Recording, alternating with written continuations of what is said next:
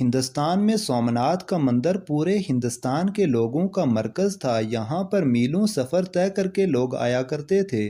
یہاں پر سونے کے بنے ہوئے بت اور مورتیاں بھی نصب کی ہوئی تھیں، اور اس مندر کی خاص بات مورتی کا ایک خاص جادو تھا، جس کی وجہ سے بڑے بڑے لوگ اس کی طرف متوجہ ہوتے تھے۔ کئی سکھ اور عیسائی بھی اپنا مذہب بدل لیا کرتے تھے، اور سومناتھ کا مندر دیکھ کر لوگ ہندو مت کو قبول کر لیتے، وہ خواہ اپنے مذہب پر کتنے ہی پکے ہوں، مگر اس منظر کو دیکھ کر سجدے میں گر پڑتے۔ اس کے اندر اتنا بڑا کرشمہ اور ایسا غیر فطری نشان تھا کہ انسان حیران رہ جاتا۔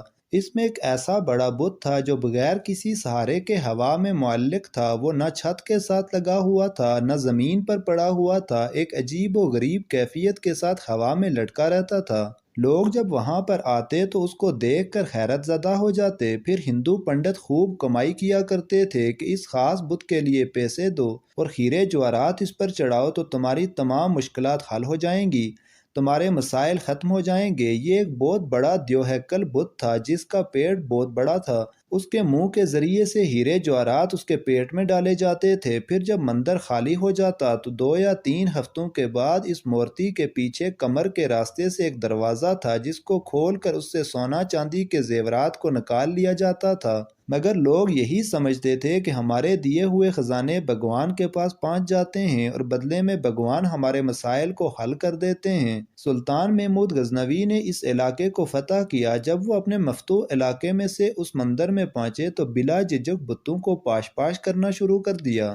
بڑی کلاڑیوں سے بتوں کو گرایا جا رہا تھا اور سلطان محمود غزنوی بھی تلوار سے بتوں پر وار کر رہے تھے۔ ابھی آدھا مندر ہی بتوں سے پاک ہوا تھا کہ بقایا کو دوسرے دن پر چھوڑ دیا گیا۔ دوسرے دن تمام ہندوستان کے بڑے بڑے پجاری اور پنڈت مل کر سلطان محمود غزنوی کے پاس حاضر ہوئے اور بڑے اطاعت کے ساتھ، بڑی لجاجت کے ساتھ اور درخواست پیش کرتے ہوئے کہا کہ اس علاقے پر آپ ہی قبضہ رکھیں، مگر ہمارے اس بت کو مت توڑیے، اس کے بدلے میں ہم آپ کو پورے ہندوستان کی دولت دینے پر آمادہ ہیں۔ سلطان محمود غزنوی کا ایک وزیر آپ کے قریب آیا اور کہنے لگا کہ یہ پیشکش بہت بڑی ہے، کیونکہ ہم نے بہت سارے بتوں کو توڑ دیا ہے، صرف ایک بت کو چھوڑ دینے میں کوئی حرج نہیں۔ آپ اس پر ضرور غور کیجئے، کیونکہ جو مال و دولت آپ کو ملے گا اس سے ہمارے دین اسلام کی حکومت بہت آسانی سے مستحکم ہو جائے گی۔ سلطان محمود غزنوی نے ان ہندو پنڈتوں کو کوئی جواب نہ دیا۔ دوسرے دن اپنے ساتھ ماہر طبیعیات، ماہر سائنسدان البیرونی کو لے کر مندر میں پہنچے، کیونکہ آپ اس معمہ کو حل کرنا چاہتے تھے۔ جب آپ وہاں تشریف لے گئے تو بت کو چاروں طرف سے گھوم کر دیکھا، کوئی پتلی چیز یا کوئی باری چیز یا کوئی معمولی سا سہارا بھی نظر نہ آیا جس پر بت کو ٹھہرایا گیا ہو یا جس کے ذریعے سے بت کو ہوا میں لٹکایا گیا ہو۔ سلطان بہت حیران ہوئے اور البیرونی کو ذمہ لگایا کہ آپ اس کا معائنہ کریں اور اس کی وجہ ڈھونڈیں کہ اس بت کو ہوا میں کس طرح ٹھہرایا گیا ہے۔ عجیب و غریب سما بن چکا تھا۔ بہت سارے وزیر اور سلطان محمود غزنوی بھی وہاں بیٹھ کر دیکھ رہے تھے کہ آخر اس کی وجہ کیا ہو سکتی ہے۔ البیرونی بھی پکے سچے مسلمان تھے، انہوں نے بڑے غور و خوض سے بت کو دیکھنا شروع کیا، قریب جا کر بت کو چھو کر بھی دیکھا اور چاروں طرف سے بغور دیکھتے بھی رہے۔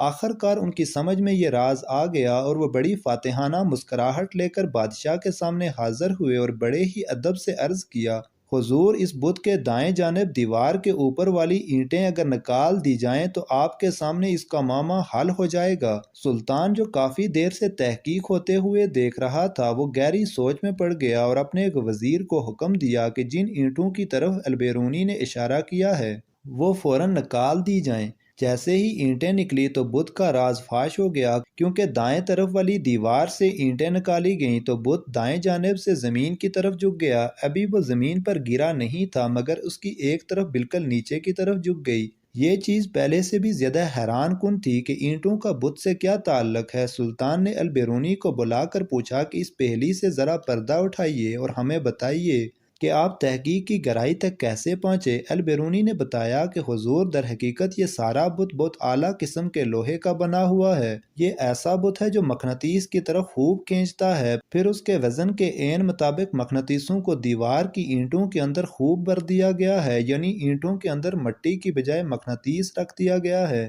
یہ مقناطیس بھی اتنے اعلیٰ قسم کے ہیں کہ یہ پوری طرح اس مورتی کو اپنی طرف کھینچتے رہتے ہیں اور اتنے زور سے کھینچتے رہتے ہیں کہ اپنی جگہ سے حرکت بھی نہیں کرتی۔